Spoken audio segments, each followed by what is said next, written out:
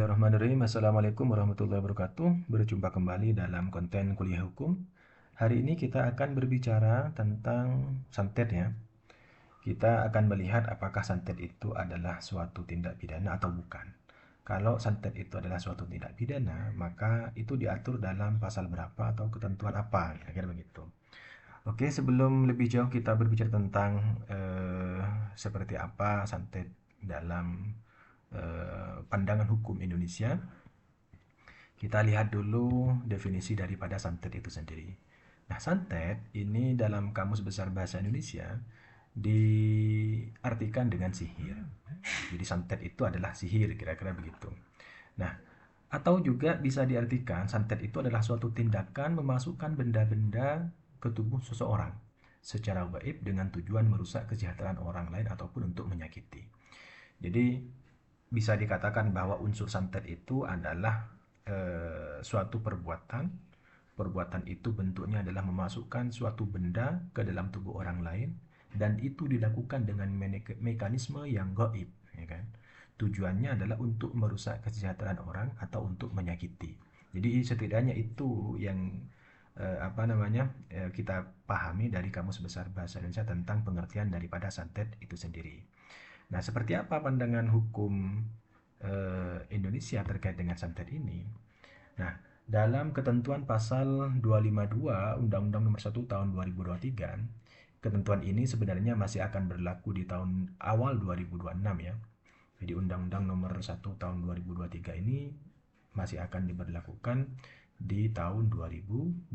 Meskipun undang-undang ini sudah disahkan di awal tahun 2023 yang lalu. Jadi sebenarnya terkait dengan santet ini tidak diatur dalam KUHP yang lama. Seperti itu. Nah, dalam KUHP yang baru, yaitu dalam pasal 252 Undang-Undang 1 tahun 2023 tentang Kitab Undang-Undang Hukum Pidana dinyatakan di ayat satunya bahwa setiap orang yang menyatakan dirinya mempunyai kekuatan gaib. Jadi ada orang yang menyatakan dirinya memiliki kekuatan gaib. Nah, ketika ia menyatakan dirinya memiliki kekuatan gaib, dia kemudian memberitahukan, memberikan harapan, menawarkan, atau memberikan bantuan jasa kepada orang lain bahwa karena perbuatannya dapat menimbulkan penyakit, kematian, atau penderitaan mental atau fisik seseorang, dipidana dengan pidana penjara paling lama 1 tahun 6 bulan, atau pidana denda paling banyak kategori 4, yaitu 200 juta rupiah.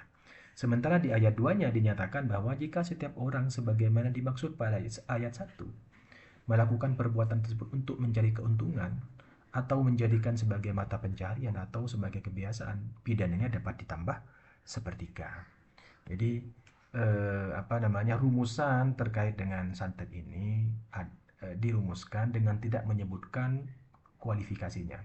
Jadi rumusannya hanya menyebutkan unsur-unsur dari delik santet itu sendiri, kemudian sanksi pidananya apa. Sementara kualifikasi dari perbuatan ini tidak disebutkan begitu. Tetapi masyarakat bisa memahami bahwa perbuatan ini adalah perbuatan santet ataupun sihir, seperti itu. Jadi ketika ada orang yang menyatakan dirinya memiliki kekuatan gaib, kemudian kekuatan gaib yang dimilikinya itu diberitahukan kepada orang, ditawarkan, kemudian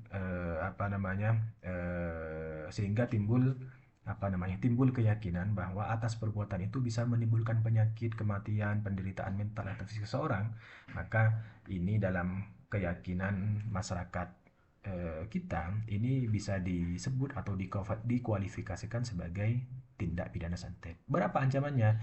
Yaitu 1 tahun 6 bulan. Jadi kita bisa memahami bahwa unsur santet dalam pasal 252 ayat 1 Undang-Undang Nomor 1 Tahun 2023 itu adalah yang pertama, setiap orang. Setiap orang itu maksudnya adalah pelaku santet. Yang kedua, menyatakan dirinya memiliki kekuatan gaib. Kemudian memberitahukan, memberikan harapan, menawarkan, memberikan bantuan jasa kepada orang lain. Yang ketiga unsurnya adalah karena perbuatannya dapat menimbulkan penyakit, kematian, atau penderitaan mental atau fisik seseorang. Jadi berdasarkan unsur ini sebenarnya pasal 252 ayat 3 ini bukan delik material. Jadi tidak menekankan kepada akibat yang terlarang, tapi dikategorikan sebagai delik formil. Yang penting bahwa ketika ada orang yaitu pelaku santet menyatakan dirinya memiliki kekuatan gaib, memberitahukan, bahwa dia memiliki kekuatan gaib, memberikan harapan, menawarkan, memberikan jasa kepada orang lain. Kemudian karena perbuatannya itu bisa menimbulkan penyakit, kematian atau penyakit mental atau fisik seseorang. Ini sudah dapat disebut sebagai tindak pidana santet seperti itu. Jadi ketika ada orang sudah menyatakan dirinya seperti itu, ya kan, maka itu sudah disebut sebagai pelaku santet.